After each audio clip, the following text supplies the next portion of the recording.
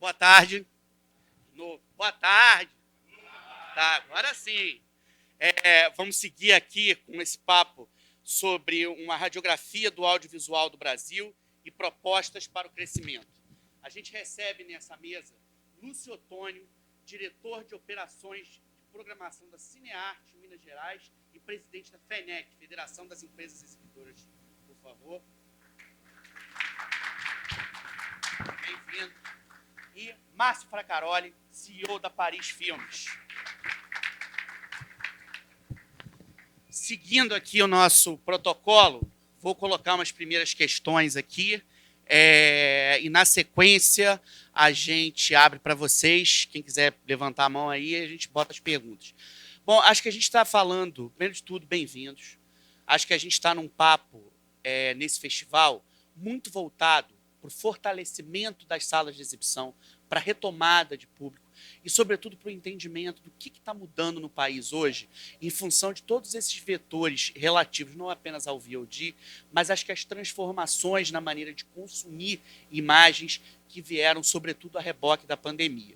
Eu acho que o festival está muito mobilizado com essa discussão, o Rio Market assumiu esse papo como uma bandeira, e eu queria trazer um pouco a perspectiva de vocês, a visão de cada um, não só dessa questão, mas como é que vocês avaliam hoje o mercado cinematográfico no Brasil? Da perspectiva do consumo, das dificuldades de se chegar nas plateias, de se manter as plateias. Queria escutar vocês dois. Márcio, vou começar com você. Primeiro, boa tarde a todos. Privilégio para mim estar aqui tentando colocar algumas ideias que talvez não são absolutas, mas são um fruto de uma experiência. Eu tenho 58 anos de idade, trabalho na indústria desde os 13 anos de idade, então são 45 anos servindo a nossa atividade. Já tive uma experiência como produtor, como distribuidor, como exibidor, eu tenho um longo caminho traçado. O que eu posso contribuir aqui é uma reflexão do que eu tenho visto do Brasil de ontem, de hoje e de amanhã. De ontem foi um mercado consolidado, estabelecido, onde os cinemas tiveram crescimento exponencial, onde que a sala de cinema chegou perto da periferia. Até um curto tempo para trás, os cinemas não faziam parte da adequação de grandes centros e da periferia. Na medida que os shopping centers foram ampliando, as salas de cinemas foram chegando mais perto do consumidor. O público, especialmente em grandes cidades, começou a frequentar shopping centers mais perto da sua onde moravam, e ali a gente conseguiu formar um circuito exibidor. A gente reestabeleceu quase 3.200 salas de cinema. Logo veio uma safra de uma produção de filmes internacionais e nacionais que deram para nós, nos últimos 15 anos, grandes filmes, grandes bilheteria.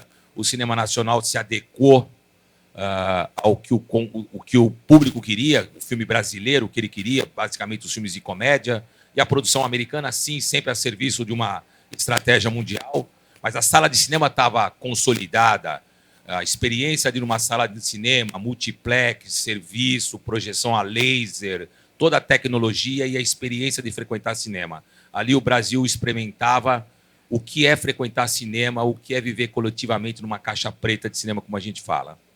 Veio, infelizmente, a pandemia e a gente teve uma mudança, praticamente, de um novo recomeço para todos nós.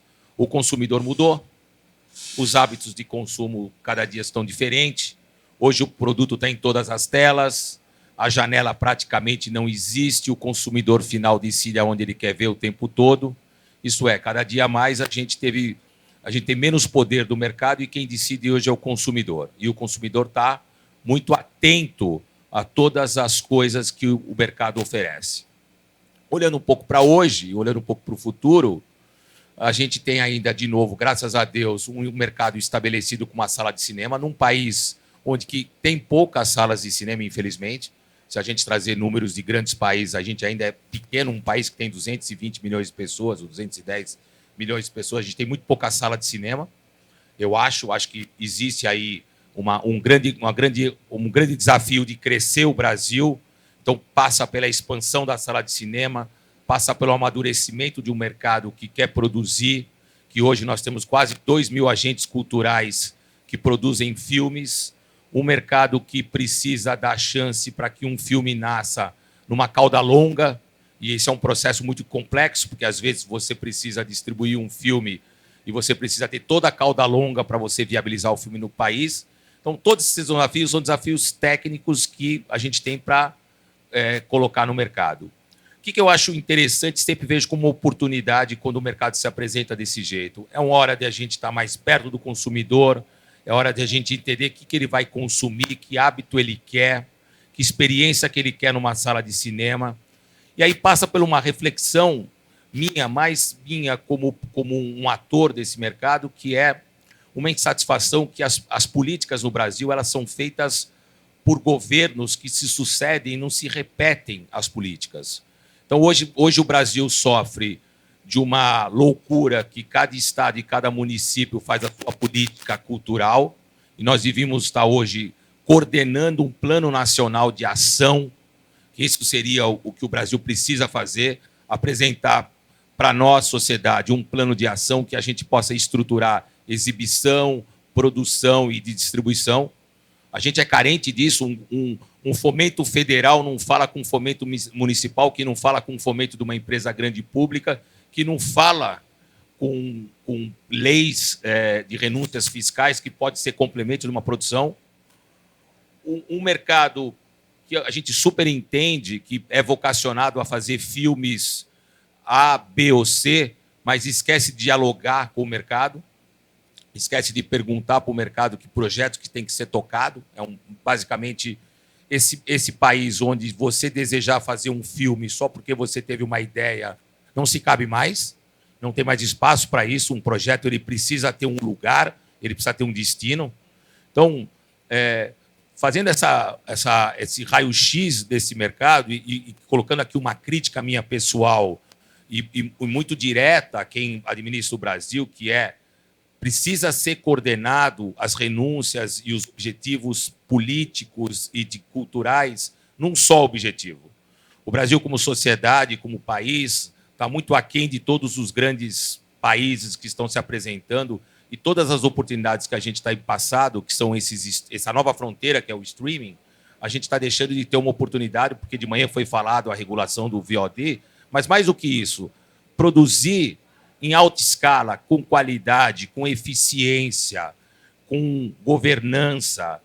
Cabe a gente que tem uma estrutura estabelecida. O Brasil é um país organizado, tem estúdio, tem criadores, tem roteiristas, tem talento, mas a gente está numa nova era. Nós éramos... Quem determinava o que a gente ia assistir era a TV Globo, que conduzia 80% da audiência, e basicamente a gente vivia do que eles fabricavam e a gente absorvia do que eles fabricavam. Hoje a gente não tem mais isso, então passa hoje uma oportunidade enorme da gente construir ideias, projetos, refletir a sociedade, procurar o que tem de melhor do que a sociedade nossa quer, sair desse estágio ruim que a gente está, que o cinema é um gênero e não... O cinema brasileiro é sempre um gênero, não é o cinema brasileiro, a gente tem esse lugar. A gente tem um desafio enorme de conquistar de novo a confiança do público. Um país que faz 180 filmes não vai conseguir ter essa eficiência. A gente precisa respeitar o consumidor.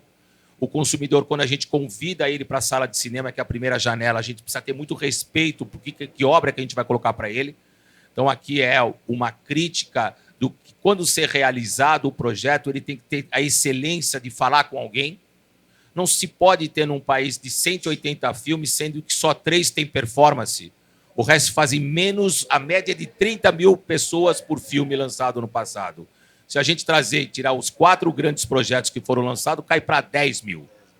Então não existe nenhum lugar do mundo que se faça os 180 projetos que só 10 mil vêm de ingresso. Então tem alguma coisa equivocada. Então passa primeiro por uma reflexão do que a gente tem que realizar, do que a gente tem que capacitar, do quem são os atores e quem são os gestores que vão entregar essa cinematografia brasileira, que essa sim pode trazer ganho para o mercado. Porque a cinematografia internacional, ela, de certo modo, ela pode sair do controle como um filme Divertidamente ou como Deadpool, mas normalmente já é o que os americanos estabelecem. Mais ou menos já sabe-se os números. O que pode regular o mercado é quando você tem uma produção local. E por que o Brasil não está sendo protagonista? Porque, nesse momento, a gente não tem uma política coordenada que possa dar elementos, estrutura, base para que realizadores executam o trabalho. E a gente tem visto no mundo todo várias cinematografias tailandesas, francesas, russas, japonesas, voltando a ter participação com seus produtos locais entre 30% e 50%. Países grandes como o nosso têm hoje uma cinematografia local maior do que a nossa. Nós vamos entregar um share de mercado de 3% a 6%. O Brasil, no mínimo, tem que ser 12% de share. Isso cabe uma reflexão para governo, porque quem estabelece política de desenvolvimento do setor é um plano nacional do governo. Os atores que somos nós, que estamos nessa sala, exibidores, produtores e distribuidores, não são os responsáveis por isso. Quem é responsável por fazer uma política de nação, de Estado, é o governo. Quando ele não concentra uma verba, não tem uma identidade, não tem um caminho, não tem grandes orçamentos. Hoje nós temos limitações orçamentárias que dá para nós uma cinematografia rasa. A gente, infelizmente, esse mesmo consumidor que está indo na sala de cinema consome um filme original na plataforma com o dobro do orçamento de um produto brasileiro. Então nós temos desafios enormes. Como chegar no consumidor final estruturando melhor, respeitando ele, tendo uma experiência, que ele tenha uma experiência melhor das obras, que a gente possa fazer uma cinematografia voltada para o público primário. Eu, como ofício, tenho a distribuição como trabalho.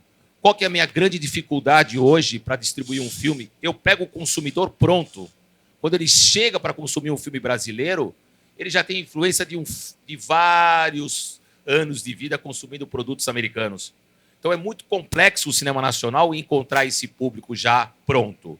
E a gente tem muita pouca propriedade do primeiro filmes, né? Assim, tem Maurício de Souza, tivemos lá a Turma da Mônica, tem Chico Bento esse ano, mas a gente tem 1 ou 2 projetos. A gente não tem uma história do produto infantil. Por quê? Porque o Estado brasileiro resolveu decidir que a criança, num filme, não poderia fazer propaganda. Com isso, a gente tirou todos os grandes agentes, televisão, de fazer audiovisual e programas infantil, porque a criança não podia mais estar do lado de uma marca. Isso desestimulou todo o processo produtivo. Isso desestimulou todo o primeiro ingresso. Então, se a gente tem que estruturar, a gente começa o cinema nacional procurando quem é o primeiro ingresso. Como nós vamos levar um jovem a assistir uma primeira experiência de um filme brasileiro? Depois que você pegar ele lá na frente formado, aí é muito complexo. Aí talvez ele vai ter identidade por uma comédia, por uma biografia, mas vai ser muito difícil ele ter adequação. Enfim, são reflexões aqui que a gente vai discutir, mas o meu olhar é a falta de um plano nacional e como a gente consegue, como sociedade, influenciar o governo e fazer com que o governo faça o que outros países fizeram, plano de 40 anos, não plano de 4 anos de governo, 8 anos de governo, planos mais identitários, mais vocacionados, mais à esquerda, mais à direita, não, mas um plano nacional de cinema, de Estado brasileiro, de como Estado. É assim que a gente vai construir.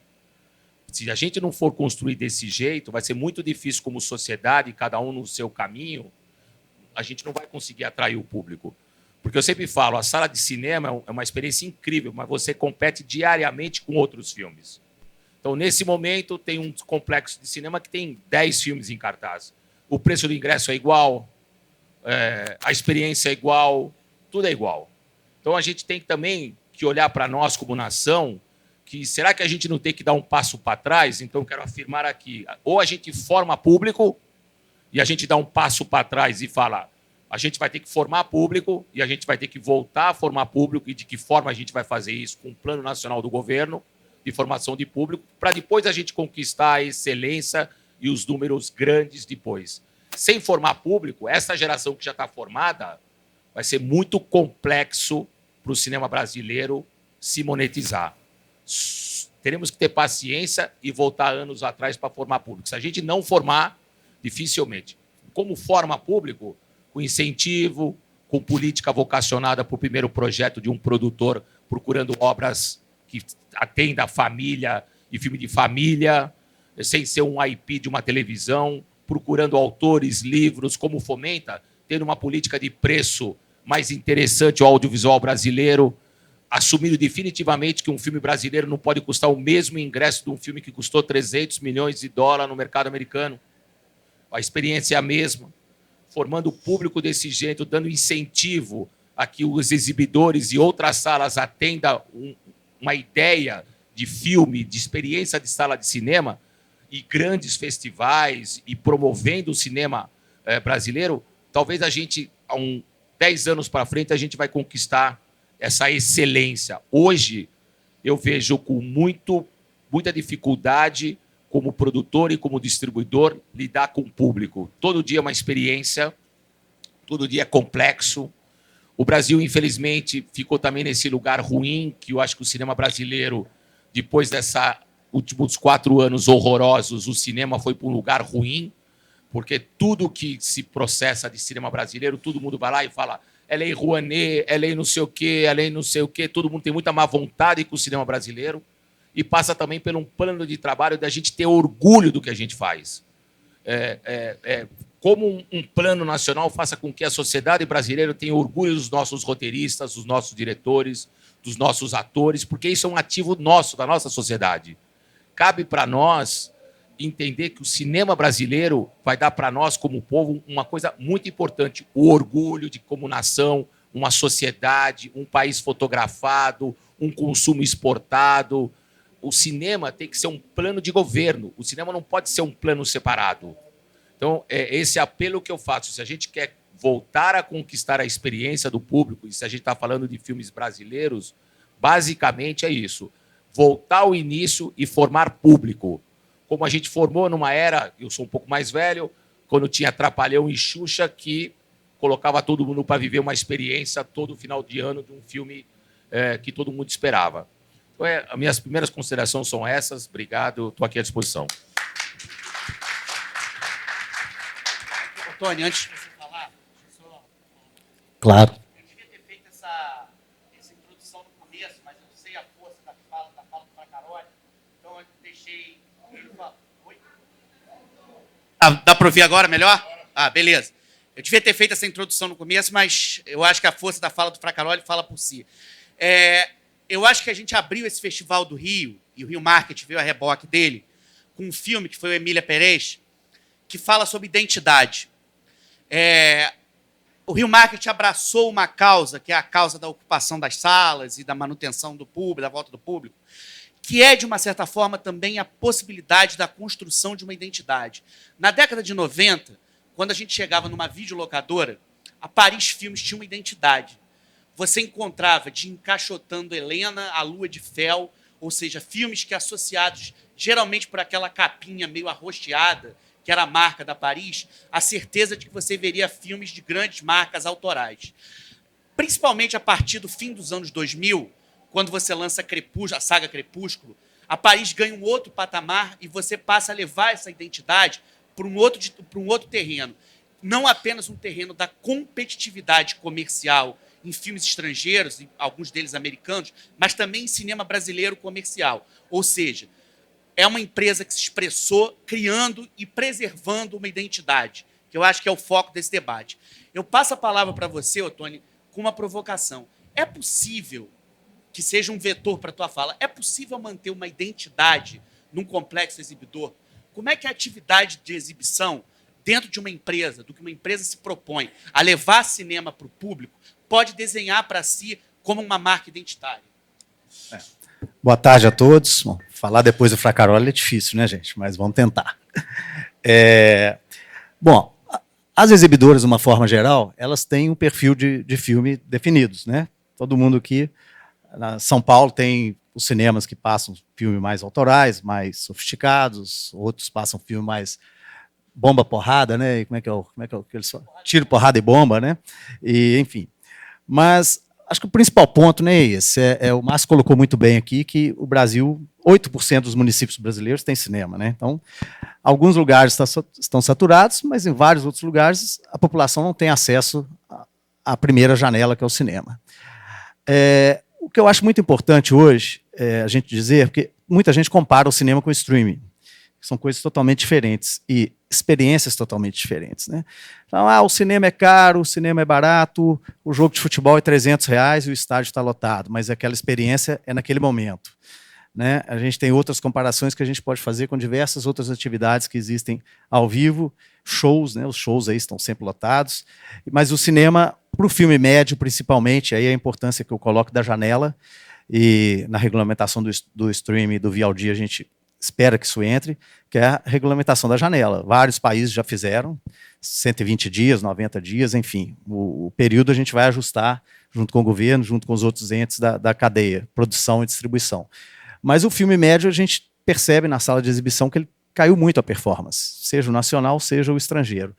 Por conta disso, esse filme não tem esse senso de urgência de eu assistir. Não é o Deadpool, não é o Divertidamente, não é o meu Malvado Favorito 4. Esse daqui a pouquinho está no stream, né? Daqui a 4 semanas eu assisto no stream, então talvez o dinheiro é o mesmo, eu não vou gastar o meu dinheiro para ver esse filme, porque eu vou assistir na minha plataforma depois. Então esse é um problema que a gente vê como exibidores. A exibição ela foi muito maltratada na pandemia, claro, foi uma das primeiras atividades a fechar, uma das últimas a abrir. Apesar de estar longe já da pandemia, eu estou como presidente da federação nesse momento, então tem esse clima de toda a exibição, seja dos pequenos cinemas de 2 salas no interior do Brasil, dos grandes complexos. O setor ficou praticamente 2 anos fechado, se endividou muito, saímos da pandemia. Não estaríamos aqui se o modelo de lançamento das grandes majors tivesse dado certo de lançar o filme direto na plataforma. Você não tinha mais sala de exibição, mas a sala de exibição sobreviveu, porque é uma experiência única, como o Márcio colocou, a caixa fechada, né, compartilhar emoções, é um negócio que as pessoas gostam, de sair, de se divertir, de ver gente diferente. E se mostrou que lançar um filme direto na plataforma, o filme perde de tamanho, perde de glamour, perde de importância. Então a sala de cinema ela tem seu lugar, ela tem sua importância e vai continuar tendo sua importância. Falando um pouco de formas da gente melhorar aí o acesso ao filme nacional, ao filme brasileiro, né? A gente discute isso muito em vários encontros com produtores, com distribuidores. Nós tivemos várias discussões da cota de tela. A cota de tela hoje já é uma realidade, ela está aí, todos os exibidores estão cumprindo. Então hoje a gente acha que a gente tem que dar um passo a mais da cota de tela e do filme nacional. Como levar as pessoas a assistir o filme nacional? Qual o filme de aderência ao público que a gente está oferecendo?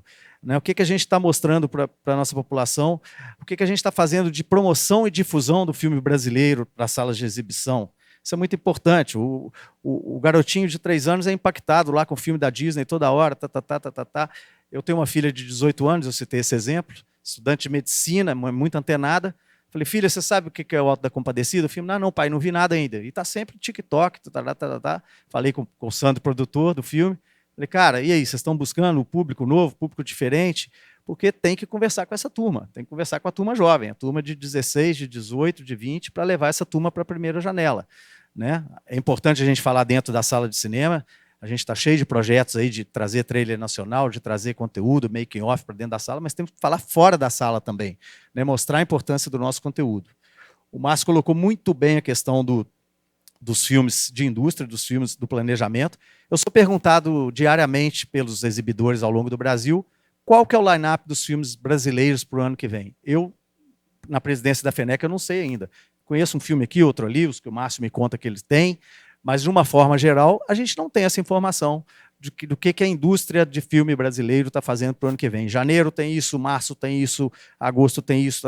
Eu posso saber da empresa dele, de outra, mas e do mercado como um todo? E de uma política de Estado como um todo apoiando essa produção nacional? Porque tem-se uma teoria errada que o exibidor é contra o filme brasileiro e isso não existe, isso não acontece. Não existe um país que tenha um cinema forte, uma exibição forte, que não tenha um mercado forte de filme nacional.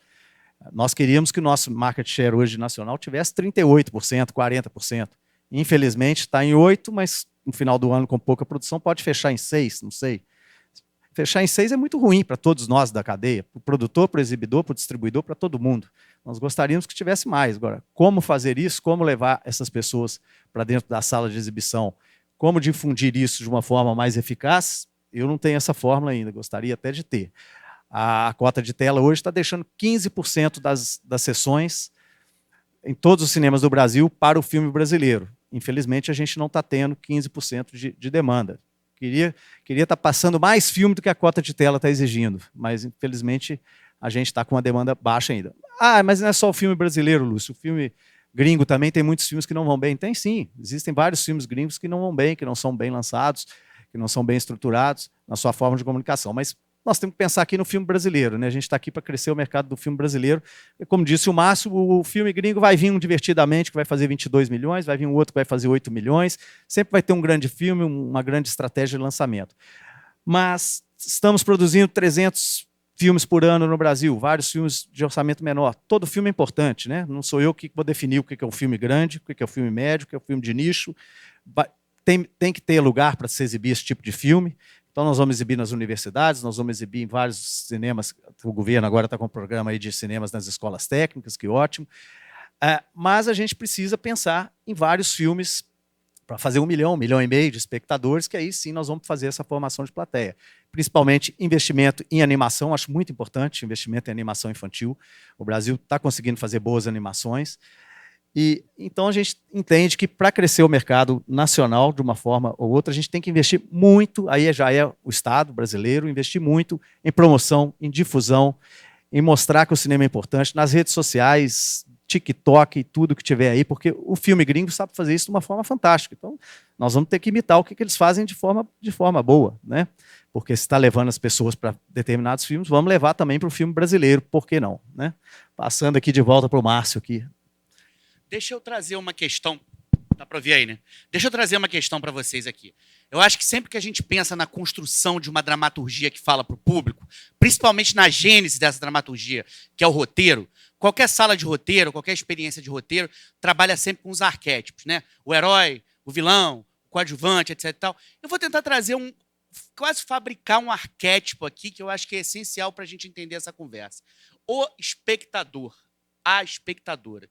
Queria escutar de vocês isso, do ponto de vista de um distribuidor, do ponto de vista de um exibidor. O que é o espectador? Quem é o espectador brasileiro? Quem é a espectadora brasileira?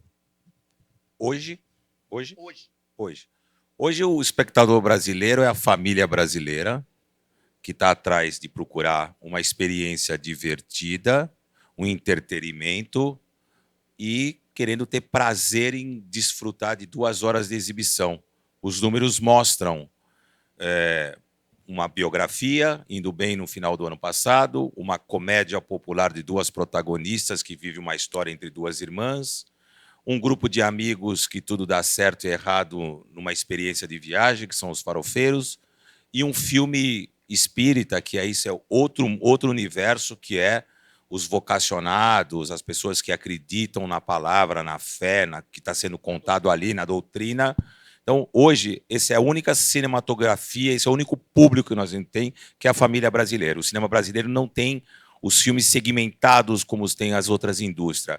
Filme de jovem, de terror, um drama, uma comédia romântica. A gente não fabrica terror, a gente não fabrica comédia romântica, a gente fabrica pouca animação.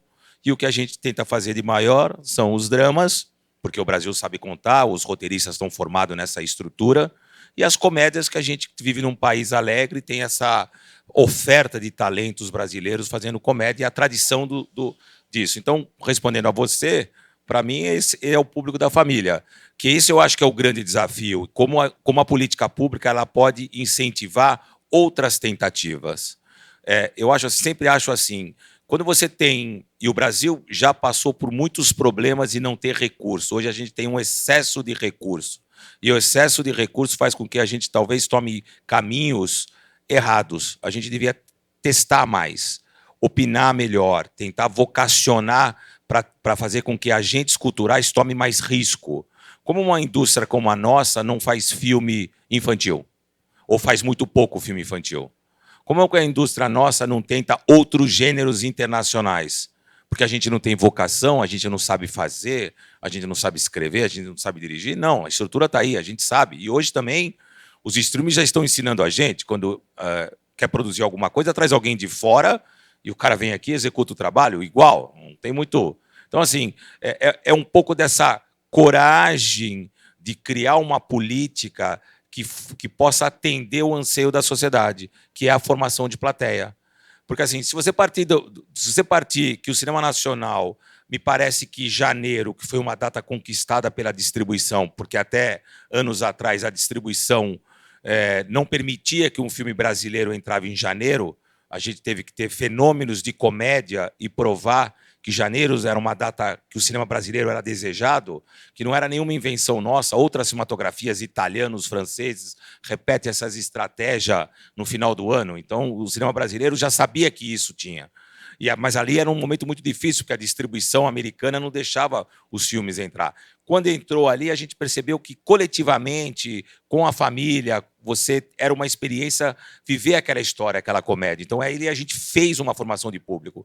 Claro que a gente teve a felicidade de ter um gênio que apareceu na nossa vida, que é o Paulo Gustavo, que acabou arrebatando todas as bilheterias com grande carinho e dedicação.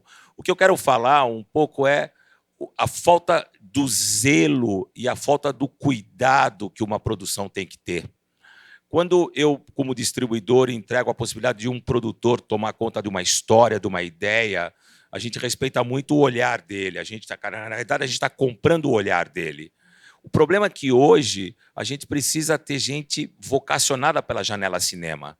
Eu acho que um pouco também de uma crítica que a gente tem que fazer para nós mesmos é que nos últimos 4 anos, as grandes casas que realizavam projetos cinematográficos tiveram a serviço dos streamings, que é outro tipo de serviço. Lá você não executa o teu ofício, lá você não dá a sua palavra, lá praticamente você é um prestador de serviço à ordem de terceiro, porque o capital privado está comprando o serviço, quem manda é o capital privado. Então, também tem um distanciamento desses produtores e também uma crítica que nós estamos fazendo aqui. Vamos refletir aqui os nossos grandes talentos, né? Nós temos gênios diretores que, aí vou fazer uma crítica aqui e vai chegar neles, tiveram a falta de coragem de fazer com que o Brasil fosse grande. Então, temos 4 ou 5 grandes diretores que fizeram obras aqui e foram trabalhar a serviço lá fora e não tomaram o risco de fazer. Volta para a cinematografia mexicana. Todos os grandes diretores mexicanos migraram para os Estados Unidos, levaram os seus colegas, que isso é uma coisa importante, porque o mexicano faz isso. O mexicano não é que nem brasileiro, que chega lá fora, trabalha como diretor e vai trabalhar com um australiano, com um francês. O mexicano chega lá e fala, eu vou executar 200 milhões de dólares, o fotógrafo é meu, o diretor de arte é meu, eu trago o meu grupo. Ah, mas são todos latinos, não interessa. Você me contratou nessas condições. Eu vou trazer o meu grupo para fazer. Assim eu tenho um pouco de controle. E nós também tem isso. A gente teve pouca vocação para crescer. Nós tivemos grandes diretores que não tiveram o desejo de ser Hollywood, administrar o orçamento. Isso também reflete um pouco do nosso cinema, na minha opinião. Se a gente tivesse um diretor internacional que estivesse executando blockbuster lá fora e estava fazendo sucessos de 200, 300 milhões, como fizeram os mexicanos, executando orçamento nesses valores grandes de estúdios americanos, talvez o cinema nosso teria outro lugar. E nós fomos covardes como sociedade. Esses grandes diretores estavam preparados, não quiseram tomar isso. Talvez eu entenda cada um tem uma vida, cada um quer fazer o que quiser da vida. Mas é uma crítica aqui. O Brasil, os argentinos quiseram, os colombianos quiseram, os mexicanos quiseram, e nós, brasileiros, a safra de grandes diretores preparados, pessoas que conheciam o cinema, estudaram lá fora, falavam idioma, não quiseram empreender. Então, também a gente tem um problema aqui interno e também a falta de ousadia de fazer projetos grandes aqui. Quando vem aqui, parece que a gente quer filmar pequeno, parece que a gente tem medo de filmar, tem medo de fazer escolhas. Uma indústria que faz 180 filmes, lamento, tem pouca vocação para o risco. Eu, ali na companhia que eu administro, eu sempre tenho vocação para risco. Eu procuro filme aqui, filme ali, filme aqui. É o meu trabalho como distribuidor, né? Então, eu acho que também tem essa coisa, né? A gente precisa também olhar para nós e também imaginar que a gente precisa formar uma nova mão de obra, uma nova geração de jovens que possam suceder esses que estão aqui, que tenham vocação para o mercado internacional, para ser inserido o cinema como cinema mundial, não cinema brasileiro, só cinema. Que esse técnico, esse profissional possa trabalhar em qualquer lugar do mundo, porque esse é um ofício. Você dominar o idioma, você pode trabalhar em qualquer lugar do mundo, porque o teu ofício é o máximo. Então, também, como a gente influencia como sociedade uma geração nova que possa entregar cinema e possa fazer cinema com excelência. Olhamos um pouco para dentro de nós. A falta de estrutura que nós temos. Quantas escolas de cinemas, tecas vocacionadas que a gente tem? Muito poucas. Quando você vai numa escola de cinema, as pessoas têm pouca estrutura, tem pouca gente ensinando o saber tecnicamente, pegando numa câmera, pegando numa máquina, pegando numa luz, lendo um roteiro, abrindo o roteiro, diálogo, estrutura. Aonde a gente bebe disso?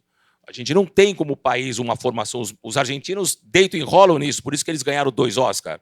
Não ganharam 2 Oscars porque acordaram de manhã e ganharam 2 Oscars. Ganharam 2 Oscars porque, primeiro, são mais educados que a gente, como sociedade, depois tem escolas de cinema e tem tradição de inserir pessoas na atividade. Então, é um pouco de como induzir um país a ser, o cinema a ser um plano de nação, um plano de mostrar que o Brasil tem as suas caras, tem a sua cara, tem a sua sociedade, o seu hábito. É isso, é um pouco na minha opinião, da precariedade de pensar maior o Estado brasileiro, que o cinema podia ser um grande alavancador dessa sociedade tão linda que a gente é, num país tão gigante, que é diferente em cada lugar, que a luz é diferente em cada lugar, que cada um fala um tipo de português diferente, a gente ri, se diverte.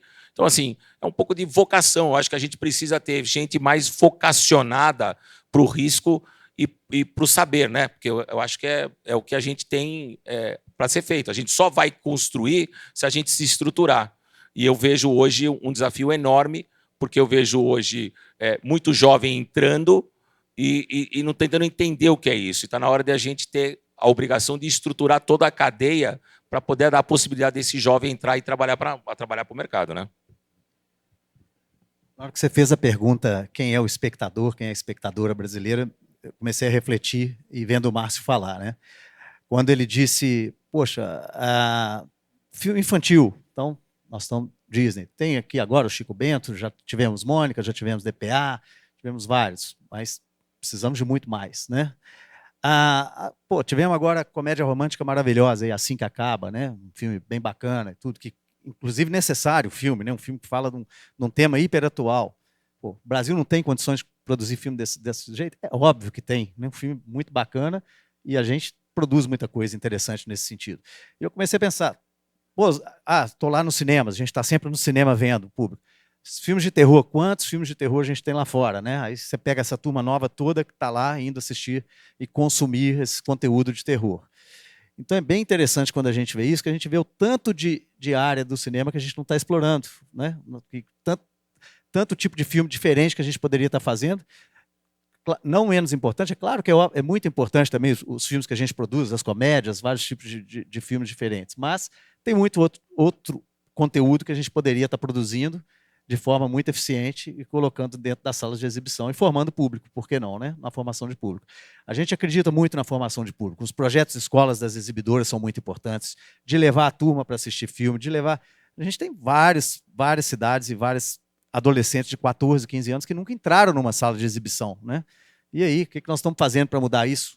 A gente, como Estado, vamos investir nisso, vamos investir nessa formação de público, levar essa turma para dentro das salas, né? Antes de passar para vocês, eu queria te colocar uma pergunta que eu acho que é importante para a gente entender. A gente tem um exemplo em vários países de salas que estão se transformando para tentar atrair os públicos de outras formas. Salas que estão expandindo as suas atividades, estão se tornando quase resorts culturais. O que a atividade exibidora hoje está fazendo para se atualizar, para tentar fisgar o público em outras dimensões que não apenas o serviço da tela grande? A gente costuma dizer hoje que a sala de exibição ela não é mais uma sala somente de exibição, é uma sala multiuso, né, que a gente costuma dizer. Mas essa sala multiuso, mesmo tendo as salas diferentes, como tem a sala júnior, a sala infantil, a sala tematizada, tem as tecnologias, 4DX, isso e aquilo, nada disso vai substituir o grande público que ele vem pelo filme convencional, né? A gente usa as salas para outras atividades, forma corporativa, games, jogos, palestras, enfim. Mas nada disso vai substituir. O grande público sempre vai vir pelo consumo do audiovisual. Isso a gente não tem a menor dúvida disso. Isso ajuda, incrementa a sala, ajuda a pagar os custos operacionais, mas o filme, na hora que ele vem e dá aquela arrebentada, é isso aí que vai resolver a sala. E a gente quer muito que os filmes continuem vindo dessa forma também, os filmes brasileiros. Um exemplo que eu estava lembrando quando o Márcio estava falando dos vários tipos de filme e de conteúdos que a gente tem no Brasil, que a gente não é ainda uma indústria tão desenvolvida como deveríamos ser. Pega o Tropa de Elite, o primeiro fez, sei lá, 4 milhões, o segundo fez 10 milhões, em 2010, né, Márcio? E aí nós não tivemos um Tropa de Elite 3. Não vamos entrar no motivo aqui, diversos motivos, mas como é que uma propriedade dessa não foi vendida, ou pode até vir a ser aí no futuro, mas já se passaram 14 anos do segundo filme, né? O americano jamais deixaria isso acontecer. Esse filme já estaria no Tropa de Elite 8, né? E a gente deixou uma propriedade dessa ficar parada aí 14 anos. Mas lembrando que Cidade de Deus levou 12 anos e agora 22 anos e agora virou série, né? Então a série chegou agora, com o tempo.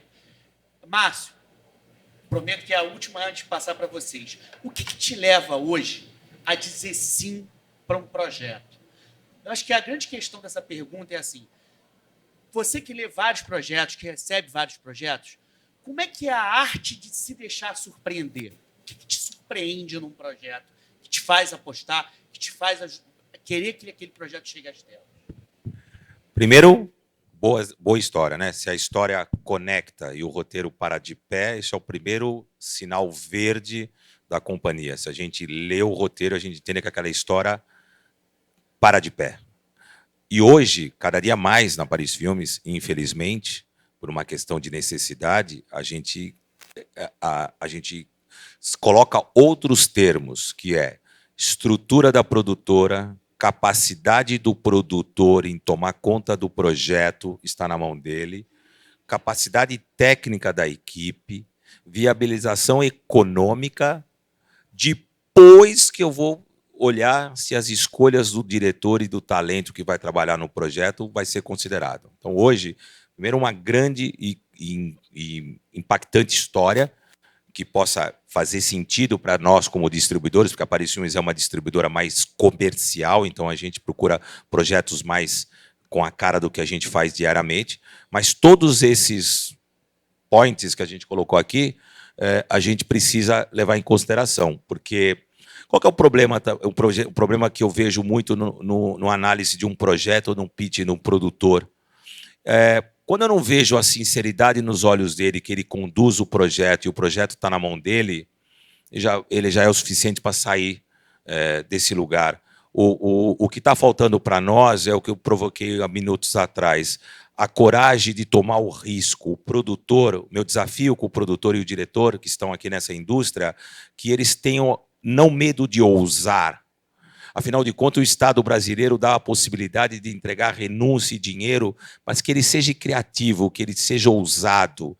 Eu tenho muita pouca paciência com gente que não quer tomar risco. Eu gosto de projetos que levam risco. Os óbvios, a gente já sabe.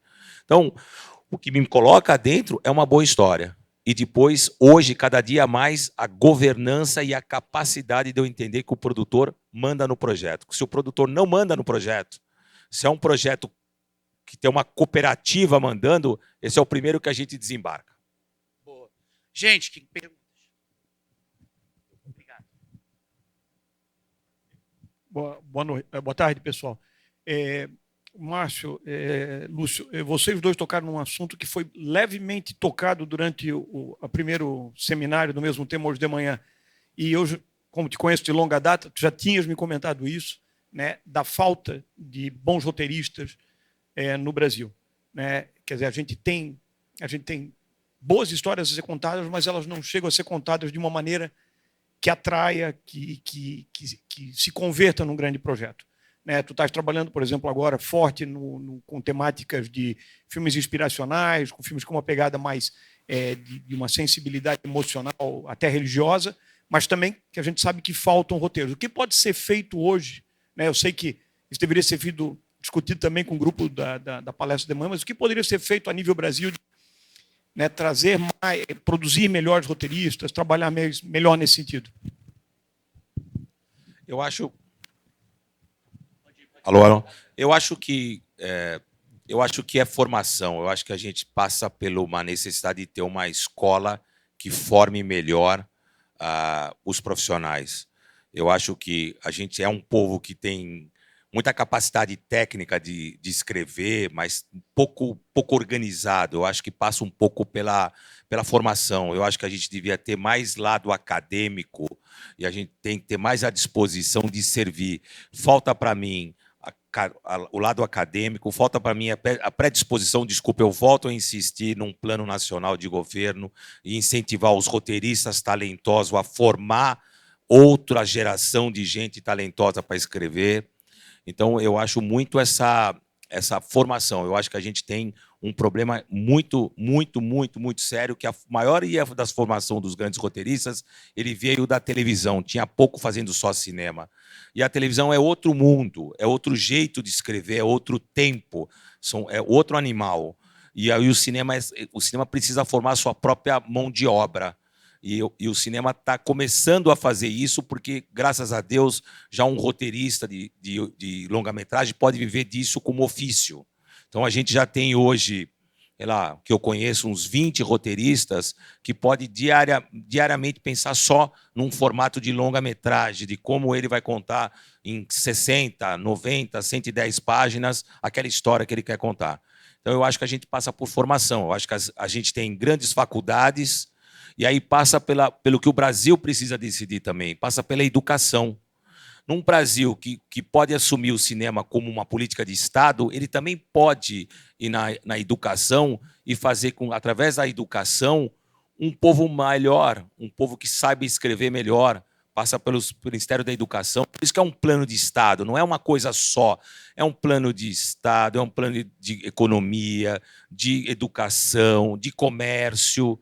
Por isso que é muito importante a gente ter um plano nacional sendo liderado, porque passa pela educação. Quando o Ministério da Educação possa dar para nós uma escola de cinema, fazer com que o lado vocacional, o lado da escola, do saber, seja importante para o país. Então, passa por políticas. Interessante, né, que tudo cai na educação, né? Impressionante isso, né? Eu brinco que a gente estava vendo essas histórias dos bets aí atualmente, que estão as pessoas gastando, principalmente das classes mais baixas, gastando muito dinheiro com bet, né? E eu brinco que o brasileiro ele ficou digital antes de ficar alfabetizado no mais amplo da palavra, né? De interpretação de texto e tudo isso. Roteirista, não vou nem me arriscar a falar sobre isso, porque não é minha praia. A gente analisa os conteúdos, os filmes já prontos e vamos tentar entender o que é melhor para a sala de exibição. Mas eu imagino a dificuldade de um roteirista para escrever para o Brasil, né? Porque qual Brasil que ele está escrevendo, para qual público, para qual nicho, né? Mas cada vez mais a gente vê a importância do roteiro, né? Porque não sei se é uma crise de criatividade aí, não é só Brasil, já é mundial. E cada vez mais se fala em roteiristas, em roteiro, na importância do roteiro como um todo, que a gente sabe que é de onde nasce uma obra maravilhosa, como o Márcio falou, né? Uma boa história vai nascer dali do bom roteiro. Legal. Parabéns. Eu acho que o Márcio Miguel Rodrigues, eu sou diretor e produtor, acho que o Márcio falou faz muito sentido. A gente não tem escolas públicas de cinema. A escola de cinema é muito cara, só para rico. Né? Pobre não vai fazer escola de cinema porque não tem escolas gratuitas, e devia ter em todos os estados escolas de cinema gratuitas para formação, seja técnico, não precisa ser uma faculdade, mas em 2 anos você consegue fazer uma escola técnica e formar pessoas. Eu acho que a grande dificuldade nossa do cinema mesmo é achar o público, né? O nosso público. Por exemplo, eu moro perto de 2 shoppings em São Paulo, que tem cinemas, e não chega nem uma propaganda de cinema para mim, chega propaganda de tudo nas minhas mídias sociais, não chega uma propaganda de cinema. E às vezes passa filme, puta, eu queria ter visto esse filme, nem vi que foi lançado, de repente já foi. E acontece com vários filmes, aconteceu com o meu filme também, a mesma coisa. E eu acho que assim, a gente usar as redes sociais, usar esses artifícios, achar esse público, né, as salas também, que tem o próprio público para se lançar. Eu tenho um curta chamado Dudu e o Lápis da Cor da Pele, que eu fiz há uns 10, 12 anos atrás, que tem hoje 1.600.000 no YouTube de views, já foi passado em mais de 2.000 escolas em todo o Brasil. Toda semana chega pedido de passar o curta, então também faz parte de uma formação de público, né? Você levar isso porque é difícil para a comunidade ir ao cinema, mas levar o cinema para a comunidade através dessas mostras de ONGs, enfim, que seja com curtas ou longas para toda a família, que eu acho que também está faltando esse tipo de filme. E eu queria fazer essa pergunta: como fazer esse público, né, como todo e-commerce vende essas bilheterias, chega no funil de compra, fazer esse público comprar de uma forma mais efetiva do que a gente faz no Brasil, que eu acho que é bem fraco, eu acho, essa forma que a gente faz no Brasil de achar o público e levar o público para o cinema, através de promoções, através de várias outras coisas, que eu acho que a gente faz pouco isso. Não sei se estou errado, enfim, não sou distribuidor, mas É o que eu acho como consumidor e produtor. O que você está me dizendo como a gente possa impactar mais o consumidor, como você que está do lado de dois shopping, você tem dificuldade de receber a comunicação, né?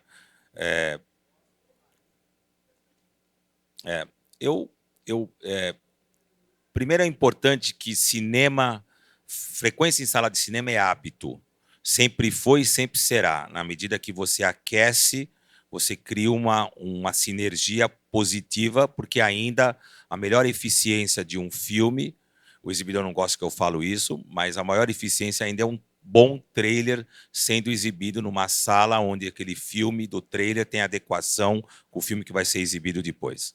Então, esse é um primeiro necessidade urgente, que é a estratégia. Respondendo especificamente você, é o desafio que a gente tem feito diariamente, e eu confesso a você também que a gente também está lá todo dia reaprendendo, como a gente faz com que o cinema seja um produto de desejo e de necessidade. Porque não é só o impacto de eu chegar na tua rede social ou onde você consome informação. É como eu me conecto com você e te coloco a urgência em você de assistir aquele filme que vai estar disponível ali por 60 dias, ou por 45 dias, ou por um mês. Como eu consigo despertar essa necessidade? Como eu consigo fazer com que um filme seja urgente para você? Porque o que a gente está disputando agora é tempo. A gente não disputa só... Claro que a gente tem um Brasil hoje com problemas econômicos, a população ainda, a economia, o cinema nacional cresce quando a economia cresce, o cinema nacional fatura quando o Brasil está num momento bom do ponto de vista de entusiasmo como sociedade. Precisamos também encontrar isso. Nesse momento que a gente tem uma sociedade feliz, um momento mais econômico, o cinema brasileiro vai ser impactado. Quem frequenta cinema nacional é público classe C e D. As pessoas que são ricas nesse país não consomem cinema brasileiro e não gostam do cinema brasileiro. Eu desejo muita sorte que o filme do Walter seja quebrar essas barreiras e consiga ter uma penetração na grande classe rica desse país que possam assistir essa história. Então, o meu desafio, eu não tenho uma resposta óbvia para você.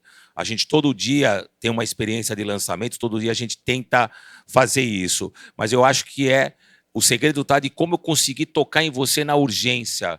Tá muito antes de eu comprar um TikTok ou comprar uma comunicação em grande mídia ou te impactar porque você é usuário de televisão a cabo ou o que for. Como eu consigo fazer com que esse produto seja necessário. O Brasil, por essa coisa a gente não ter uma previsibilidade, a gente não consegue dizer quando vão ser lançada uma propriedade, né? Os americanos hoje, quando eles trabalham de Hollywood para o mundo. Então eu sei porque eu distribuo filme americano, então eu sei como funciona, quanto isso para mim como distribuidor, quando tem uma campanha global como John Wick, e tem um planejamento que começa lá e a gente frequenta a reunião de marketing, que começa nos Estados Unidos e vai passar por todo o mundo, o cinema brasileiro não vive isso. O cinema brasileiro vive da realidade aqui. E a gente precisa fazer com que os meios e o consumidor entenda em que data vai lançar o filme. Por isso que eu tenho insistido que janeiro tenha sido uma data que o consumidor entendeu que sempre tem um filme brasileiro em janeiro.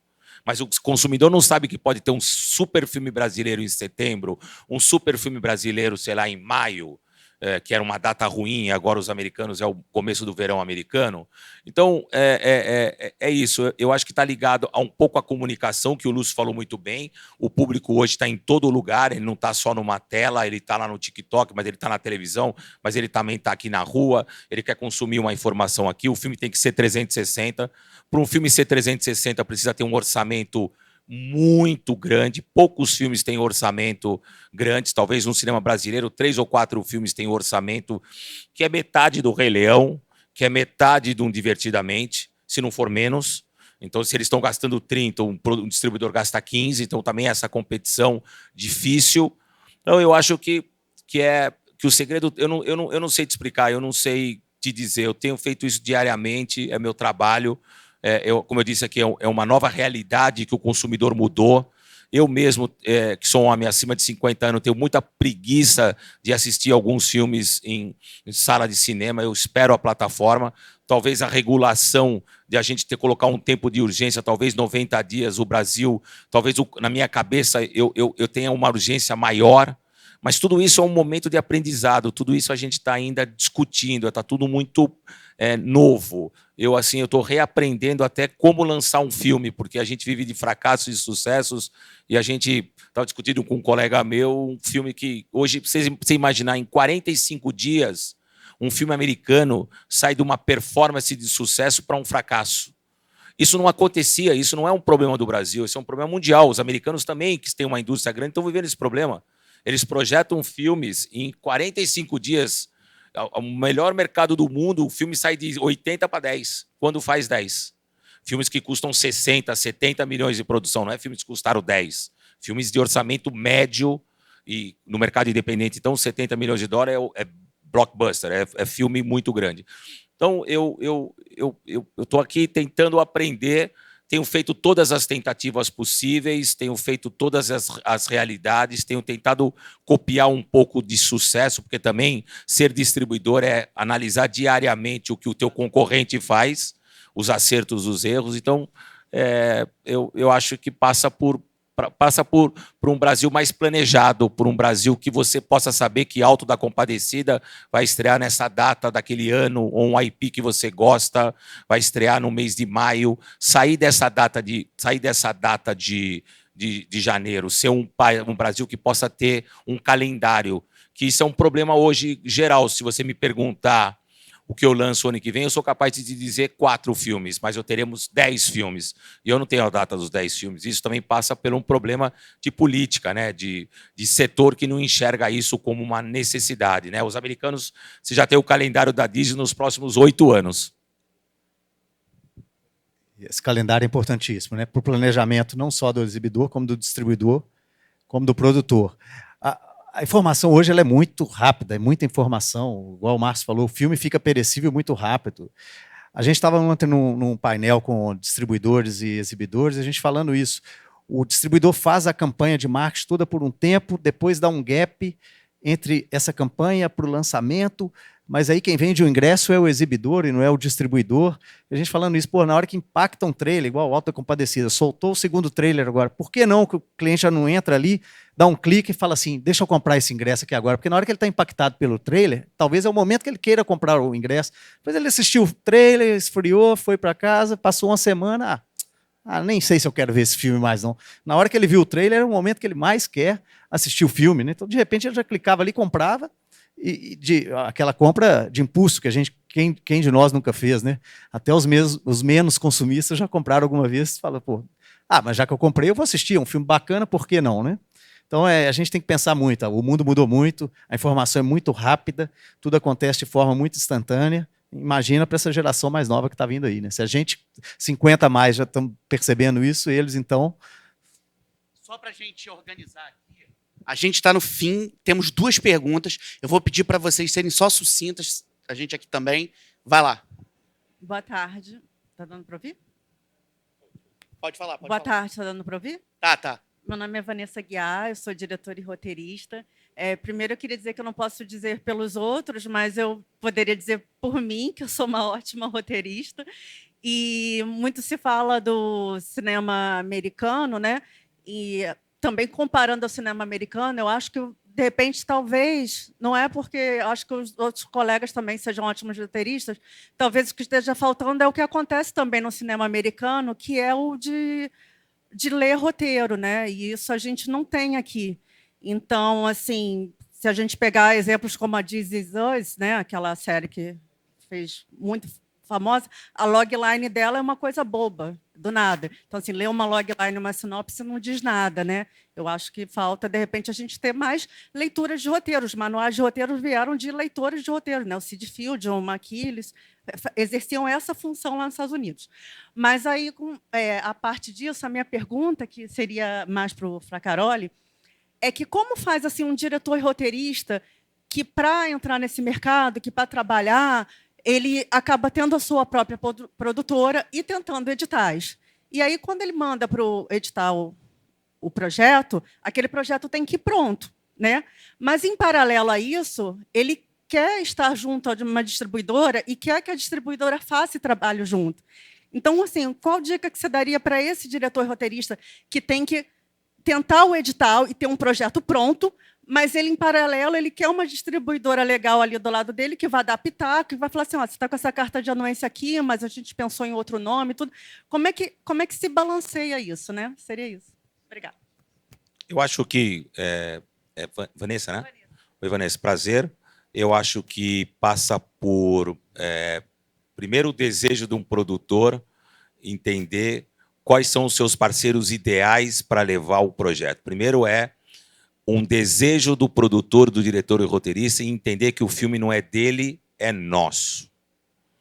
E isso é muito, muito, muito pouco comum na nossa indústria, porque todo mundo que é vocacionado a escrever uma história ou dirigir uma história tem uma paixão louca pelo projeto, e está tudo bem, e não tem problema nenhum, faz parte da vida, é assim o ser humano, mas o que eu posso te responder é se desprender de um projeto, procurar parceiros que te possam colaborar para que esse projeto siga um caminho, qual for o caminho que você decidir, se é um filme vocacionado para lá, comercial, para prêmio internacional, qual for o desejo de quando você quis contar essa história e para quem você contou essa história e quem você acha que vai ser a tua primeira audiência, o teu primeiro ingresso, como a gente fala em distribuição, quem é esse teu primeiro ingresso, quem é teu consumidor.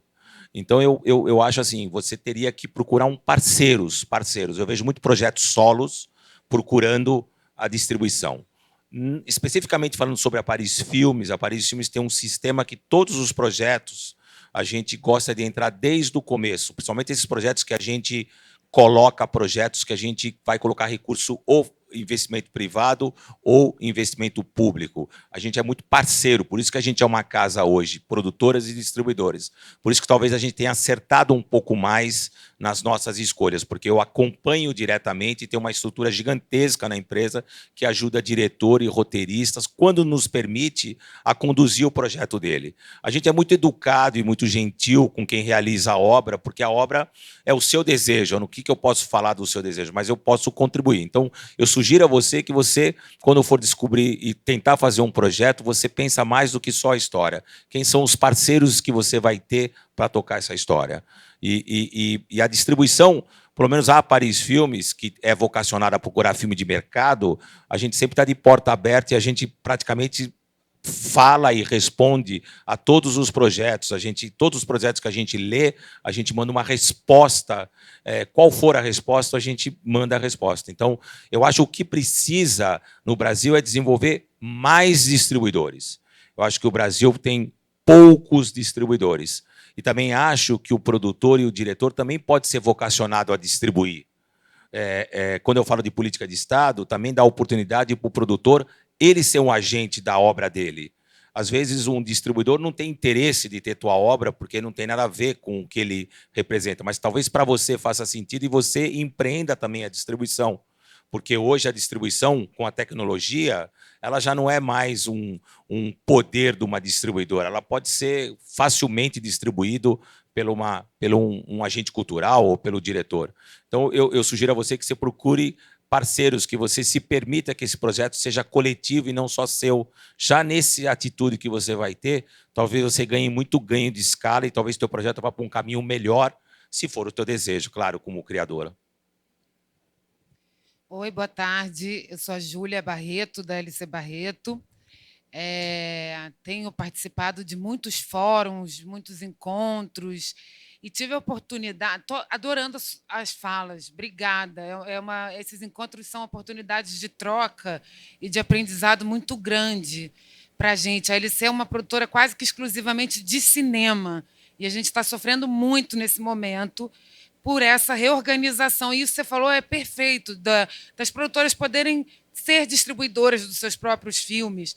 Uma coisa que eu vivi na minha época de jovem, estudante, tinham os cinemas de nicho, que eram os filmes da meia-noite, que passavam filmes de terror, mais sexualizados, tinha os filmes da tarde que passavam, tinha os filmes da manhã, tinha sessão de manhã até de noite, onde os filmes ficavam muito tempo, filmes de criança, filmes da Xuxa, filmes do Sérgio Malandro, e os filmes duravam, né? E tinham curtas que passavam, era obrigado a passar curta antes dos filmes. Eu vivi essa época, eu vivi esse tempo glorioso do cinema, que se tinha muito filme nacional, muita variedade de temas e de gêneros e de segmentos. O cinema era muito segmentado, de aventura, de ação, de suspense, enfim, tinha de tudo no cinema. E aí, em Recife, eu tive a oportunidade deles apresentarem uma pesquisa de moda, que se faz para a moda, que eu achei que devia ser para o cinema. Porque a Semana de Moda tem a inovação, o prêt-à-porter e a alta costura. Por que não trazer isso? Eu acho que falta essa troca de informação com o cinema. Por que não investir em cinema de inovação, ou seja, os jovens, de linguagem, de pesquisa, e ter uma coisa de cinema mais barato, de cinema, que aí você tem um ingresso mais barato, você está investindo em primeiros filmes, em linguagens diferenciadas. O filme tradicional, grande cinemão, caro, aí o ingresso é mais caro. E os filmes de gênero, onde aí você tem editais segmentados para isso, com atores mais caros, porque eu estou fazendo meu primeiro filme.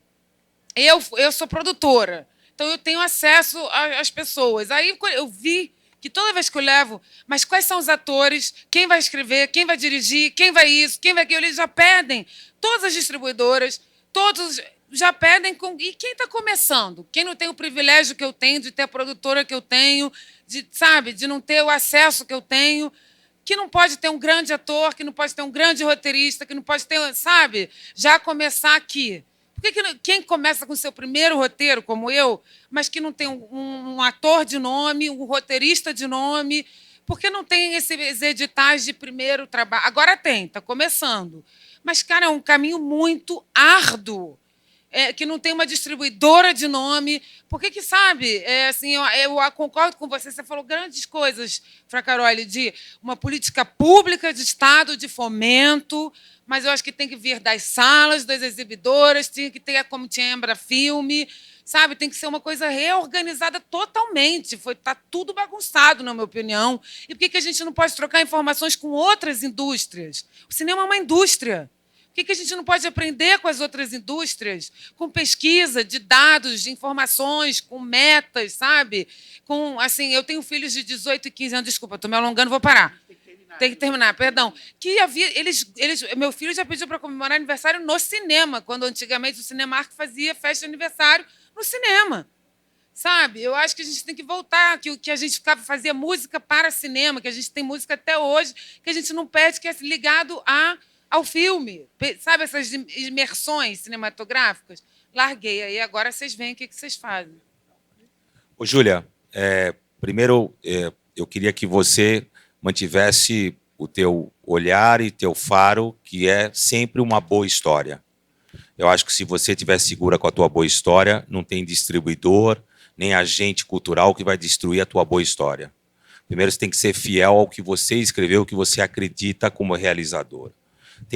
Precisamos muito o olhar do produtor e ser honesto quando toca, porque quando um projeto nasce e o produtor vai aceitando colocar um monte de coisas no projeto, parece que o projeto, quando nasce, ele fica torto. Eu acho que sim, existe ambiente político e existe dinheiro para vocacionar linhas. Eu acho super inclusivo a gente vocacionar e fazer uma reparação histórica que a gente tem feito nas políticas públicas para as mulheres, para as empresas vocacionadas, também para gênero, raça, cor. Eu acho muito importante um país como o nosso tentar corrigir o que a gente, nos últimos anos, não fizemos, mas só isso não basta. Só isso, como política, não dá para ser feito. A gente também tem que olhar para a construção de uma indústria estruturada, onde que começa de um desejo teu de fazer um projeto, de contar uma história e de procurar linhas onde possa te dar a oportunidade para você ser ousada. Eu não tenho esse poder da caneta, não sou ministro da Cultura, nem presidente, nem gestor de nenhum fundo público para poder determinar. Mas eu acho que a gente, como sociedade, sindicato, a gente tem que influenciar. Talvez agora, nesse momento, o Brasil está olhando para esses desiguais. Talvez a próxima era seja essa era mais estruturada, como você está colocando aqui, de você ter o desejo de fazer projetos que possam ser mais ousados como obra. E o que eu sugiro a todos, que eles não peçam a identidade, que não se viole.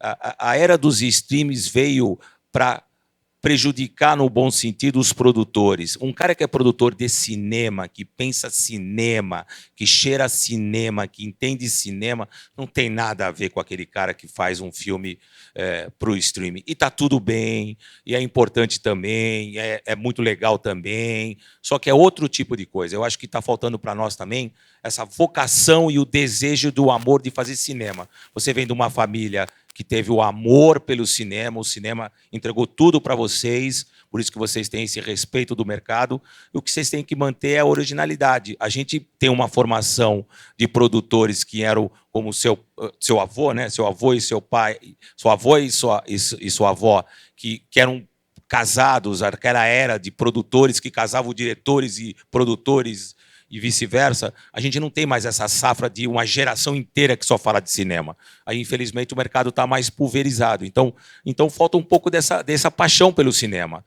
porque falta a gente vocacionado pela Janela Cinema, entender o que é um longa-metragem, entender o que é um filme, o que é isso. Então, acho que você está no caminho certo. Eu acho que, para mim, aqui a mensagem fica para mim, se em algum momento eu tiver nessa decisão, poder olhar, mas como sociedade você devia fazer uma pressão junto ao governo para que possam te dar a chance de você ousar, de você tomar risco. Agora, em exibição, vou deixar aqui o Lúcio falar, tá? Não, eu vou, por mim já deu. Já estou atrasado para o voo, para o Galeão. Gente, vamos aplaudir aqui o Lúcio e o Fracaroli. Lembrando aqui, o Que É Isso, companheiro da LC Barreto, comemorando há 60 anos de luta, está na programação do Festival do Rio.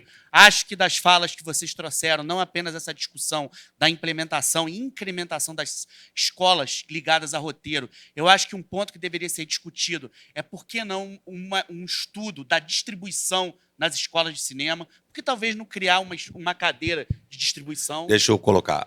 A gente vai anunciar em primeira mão, a Paris Filmes e a faculdade FAAP está assinando um acordo e a gente vai vocacionar a distribuição no curso de qualificação de cinema. A gente anunciou, a gente tratou isso, estamos terminando os acordos, e a gente vai vocacionar um curso diretamente ligado à distribuição e à business, numa faculdade privada em São Paulo, mas pelo menos é um começo da Paris Filmes junto à FAAP, de tentar qualificar melhor aquele jovem. Especificamente na FAAP, é de uma classe média muito alta, que a primeira palestra que eu fiz lá, junto àqueles jovens que eram herdeiros, que eu disse para eles, vocês não devem ser herdeiros, vocês devem ser empreendedores. Então eu vou vir aqui para passar um curso para vocês de como ser um distribuidor e um agente econômico dessa atividade, que não tem nada a ver com a arte de escrever, dirigir, fotografar, tem a ver com business. Eu espero passar qualidade para vocês, que vocês no futuro sejam empreendedores desse negócio. Por isso que eu queria te falar. Obrigado, gente.